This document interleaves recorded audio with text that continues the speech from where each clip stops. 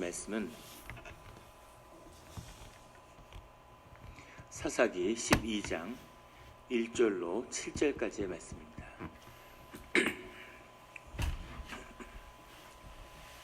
사사기 12장 1절로 7절까지의 말씀을 다 같이 한 목소리로 봉독하시겠습니다.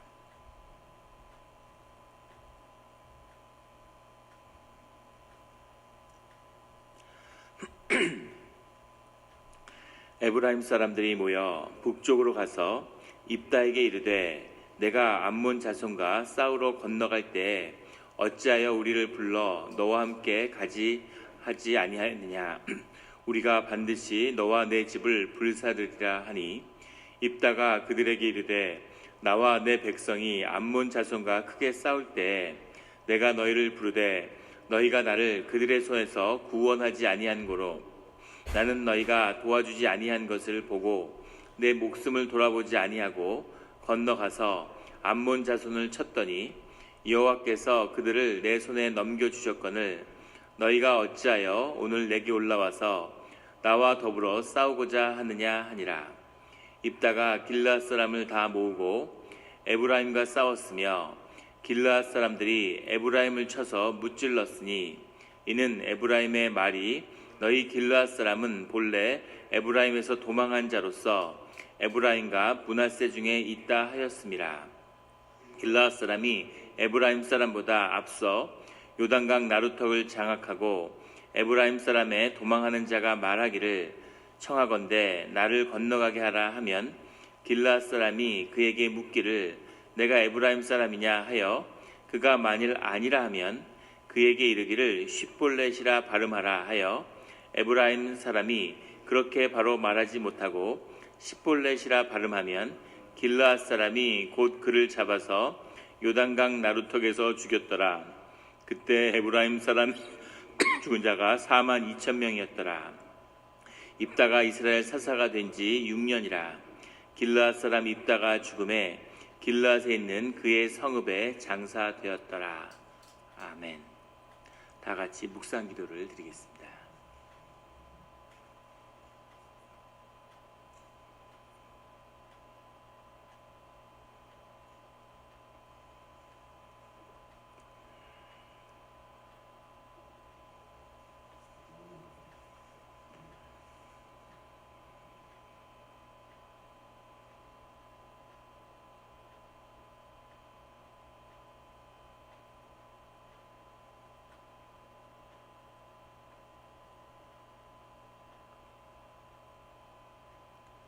하나님 아버지 감사합니다. 주의 음성을 듣고자 저희가 새벽 제단 앞에 모였습니다. 우리 마음의 기도와 우리 마음의 묵상이 주님께 연락되기를 원합니다. 감사드리며 예수 그리스도의 이름으로 기도드렸습니다. 아멘. 오늘 사사기 12장의 말씀은 이렇게 시작하고 있습니다. 에브라임 사람들이 모여 북쪽으로 가서 입다에게 이르되 내가 암몬 자손과 싸우러 건너갈 때 어찌하여 우리를 불러 너와 함께 가지 아니하였느냐. 우리가 반드시 너와 내 집을 불사르리라. 유대의 지파 가운데 이스라엘의 지파 가운데 가장 큰 지파 중에 하나인 에브라임 지파가 다시 입다에게 불만을 표시하는 거죠. 우리는 똑같은 이야기를 기드온의 이야기에서도 본 적이 있습니다. 그런데 역사 가운데 늘 에브라임이 이스라엘 전체에 반발하고 자신들의 어떤 주도권이나 우위를 주장하는 일들이 계속 반복되고 있는 것을 보게 되죠. 너와 내 집을 불사르리라. 이 이야기는 정말로 집을 불사른다 이런 의미라기보다는 불이라고 하는 것은 다툼과 싸움을 의미하기도 하지만 불이라는 것은 동시에 징계를 의미하죠. 너와 내 집을 그냥 두지 않겠다라고 하는 이제 비유적인 표현으로 받아들일 수 있겠습니다. 그렇지만 그렇다 하더라도 그 표현이 너무 과한 거죠. 어떻게 목숨을 걸고 이 암몬 자손과 싸워서 간신히 이겼는데, 간신히 이긴 건 아니죠. 주님의 은혜 가운데 크게 이겼는데, 그리고 돌아왔는데 이 목숨을 걸고 싸웠던 자에게 너와 내 집을 불사르겠다. 우리를 불러서 우리를 세우지 않은 것, 이것이 늘 에고의 문제죠. 에고의 사람들, 거짓의 사람들은 자신의 거짓을 목숨처럼 소중히 여기기 때문에 그것이 그렇게까지 소중하고 남의 집을 불살을 만한 그런 일이 아님에도 불구하고 아무 상관없는 거죠. 자신의 에고가 건드려지면, 자신의 자아가 건드려지면, 자기의 에고 인플레이션이 조금만 건드려지면 사람을 죽일 것 같은 분노를 느끼는 것, 이것이 거짓의 본질입니다. 에브라임이 계속해서 그런 모습을 보여주고 있죠. 2절에 입다가 그들에게 이르되 나와 내 백성이 암몬 자손과 크게 싸울 때 내가 너희를 부르되 너희가 나를 그들의 손에서 구원하지 아니한 고로 3절에 나는 너희가 도와주지 아니하는 것으로 보고. 근데 사실 11장 어디를 읽어봐도 에브라임을 불렀다는 이야기는 없습니다. 그리고 꼭 에브라임을 불러야 되는 것도 아니죠. 모든 지파가 싸움에 다 나가야 되는 것은 아니지만, 하지만 파발을 돌리고 도울 자들을 오라고 그렇게 요청했을 수도 있죠. 에브라임은 왜 부르지 않느냐 이렇게 이야기하고, 오히려 또 입다는 내가 불렀는데 너희가 안 도와줬지 않느냐 이렇게 이야기하는 거죠. 그래서 그 둘이 서로 충돌하게 되는 겁니다. 4절에 입다가 길르앗 사람을 다 모으고 에브라임과 싸웠으며 길르앗 사람들이 에브라임을 쳐서 무찔렀으니, 길르앗은 므낫세 반지파 가운데서도 아주 한 집안, 유력했겠지만은 그 가운데서 한 집안에 불과한데 어떻게 길르앗 사람들을 모아가지고 이 이스라엘에서 가장 큰 지파인 에브라임 지파를 제압할 수 있었을까? 뭐 암몬 족속도 무찔렀는데 에브라임 지파야 뭐 크게 문제가 될 게 있었을까라고도 생각될 수 있지만, 입다 가운데 뭔가 그런 권능이 함께하고 있는 거죠. 그래서 길르앗 사람들이 에브라임을 쳐서 무찔렀는데 에브라임의 말이 너희 길르앗 사람은 본래 에브라임에서 도망한 자로서 에브라임과 므낫세 중에 있다 하였습니다. 이 말은 완전히 거짓입니다. 길르앗의 후손을 이야기하는 거죠. 민수기에도 기록되어 있지만 므낫세 지파에 소속된 집안입니다. 그리고 에브라임하고는 아무 상관이 없어요. 그런데 에브라임에서 도망친 자들이 그래서 므낫세에 가서 살고 있는 것이 아니냐라고 그 집안을 모욕한 거죠. 명예를 목숨처럼 소중히 여기는 유대인들이 또 가문과 가족을 소중히 여기는 그런 이 이스라엘의 문화 가운데에서 너희는 에브라임 지파였는데 우리가 안 받아줘서 도망친 자들이 아니냐 이렇게 얘기하는 것, 이것이 길르앗 사람들에게 엄청난 분노를 가져다 주었다는 것을 이야기하는 거죠. 어떻게 길르앗 사람들이 똘똘 뭉쳐서 에브라임을 무찔렀을 수 있냐면 그 길르앗 사람들을 움직인 그 힘이 에브라임 사람들이 격동시킨 분노에 있었음을 이야기하는 겁니다. 하나님의 뜻도 아니고 하나님이 무엇을 원하시는지, 하나님은 어디에 계시는지 아무 상관없이 암몬과 싸운 이 길르앗과 입다는 자신들의 분노에 사로잡혀서 에브라임을 치려고 그러고, 에브라임은 자신들의 지위와 명예만 생각하고, 이것이 암몬 족속을 무찔른 직후에 일어난 이스라엘의 모습이었다는 거죠. 어떻게 이런 일이 있을 수가 있을까? 이런 도전이 됩니다. 5절에 길르앗 사람들이 에브라임 사람보다 앞서가서 요단강 나루턱을 장악했는데, 이것은 이방 민족을 칠 때 하던 똑같은 일을 에브라임 족속인 동포들에게 행하고 있는 거죠. 그 나루토를 장악하고 에브라임 사람들이 도망하는데 그 길을 차단하고 한 명 한 명 다 전부 다 완전히 말살하겠다 이렇게 나오는 겁니다. 어떻게 같은 동포한테 이렇게까지 분노할 수가 있을까? 같이 믿음의 형제라고 하면서 어떻게 이렇게 할 수 있을까 하는 마음이 드는 거죠. 6절에 그 나루토를 장악한 그 길르앗 사람들이 넘어오는 사람들에게 묻는데 에브라임 사람이냐라고 해서 에브라임 사람이라고 그러면 죽이고, 에브라임 사람이 아니라 그러면 에브라임 사람인지 아닌지 어떻게 같은 이스라엘 사람끼리 구분이 됐겠습니까? 그것을 구분하는 방법이 있었는데 그것은 바로 쉿볼렛이라고 발음하라고 해서 쉿볼렛을 쉿볼렛이라고 발음하면 죽였다는 거죠. 쉿볼렛이라는 것은 시내인데 그 시내가에서 야 시내를 한번 발음해봐. 이건 무슨 얘기냐면 대구 사람을 분별하려고 대구 앞길에서 803 앞에서 딱 사람을 붙들어서 야 쌀이라고 해봐. 그러면 살 그러면은 너는 대구 사람이야? 아닌데 그럼 보리쌀 해봐. 그럼 보리살 그러면은 이제 잡아서 죽였다 이런 얘기인 거죠. 그래서 발음을 정확히 못하는 그 지역 방언 때문에 사람들을 죽였는데 에브라임의 죽은 자가 42,000명이었다라는 말입니다. 처음에 이스라엘 사람들을 계수했을 때 에브라임 지파의 용사가 45,000이었고 두 번째 계수했을 때는 32,000이었죠.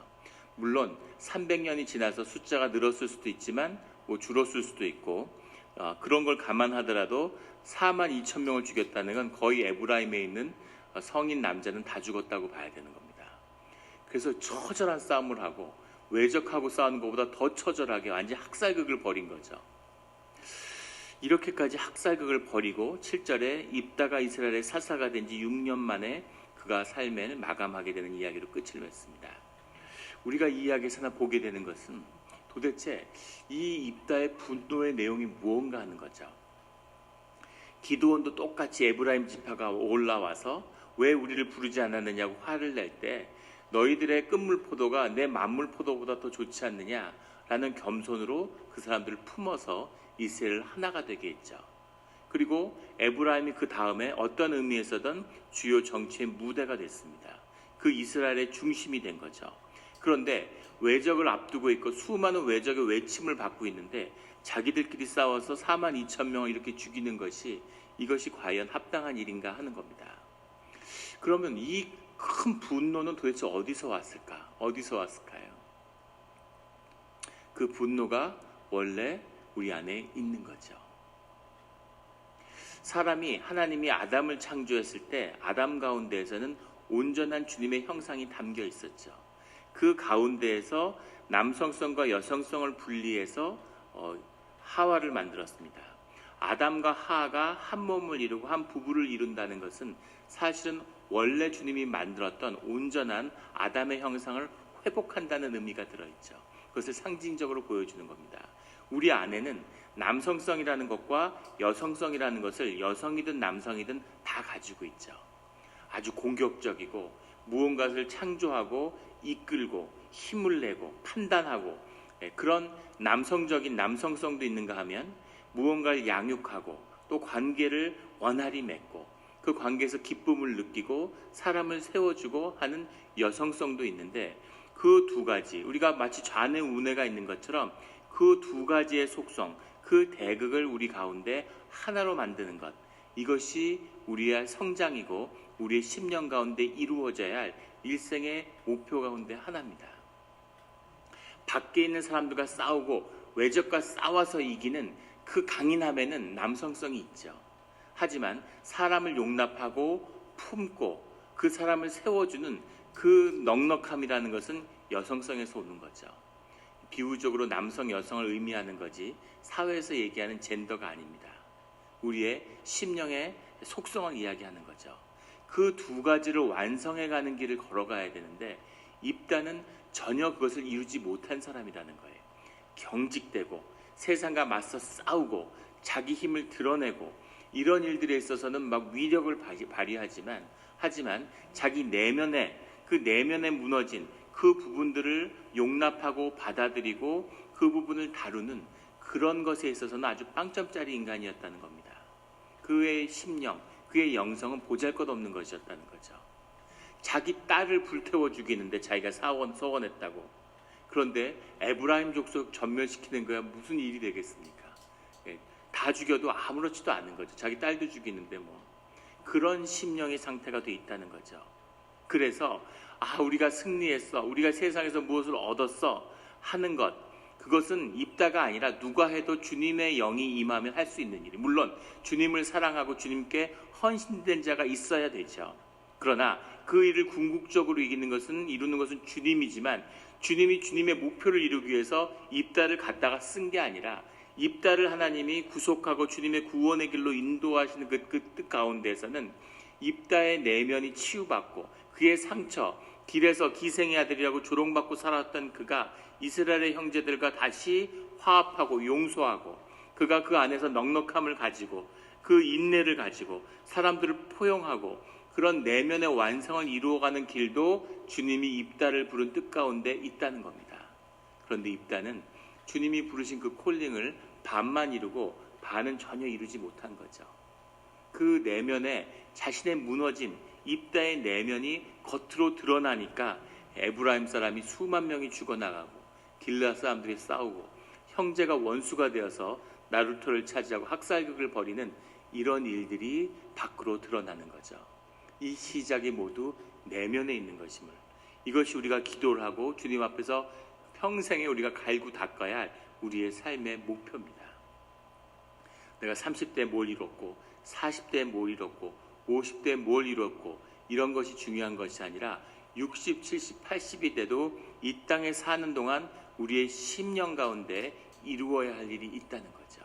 그것이 내면을 다루고 정신을 다루고 우리의 심령을 주님께 올려드리는, 그 가운데서 내 자신을 발견하고 내 자신이 자라나는, 내가 나로서 주님 앞에 온전히 서게 되는 그 일을 이루어가는 것이 주님의 부르신 가운데 있다는 것을 사사기는 우리에게 보여주고 있는 거죠. 입다는 영웅이지만 입다는 아주 초라한 그런 심령의 사람입니다. 그의 치세가 6년밖에 가지 못하고, 그리고 그 가운데의 열매가 이스라엘 가운데 나타나지 못했다고 하는 것, 이것은 입다의 불행이고 이스라엘의 불행인 거죠. 하나님의 부르신 가운데 이것이 정말 내 자신을 향한 축복이 되기를, 그것이 내 자신을 세우는 정말 주님의 귀한 선물이 되는 그런 주님의 부르신 가운데 서는 우리 모두가 되기를 예수 그리스도의 이름으로 축원합니다. 기도드리겠습니다.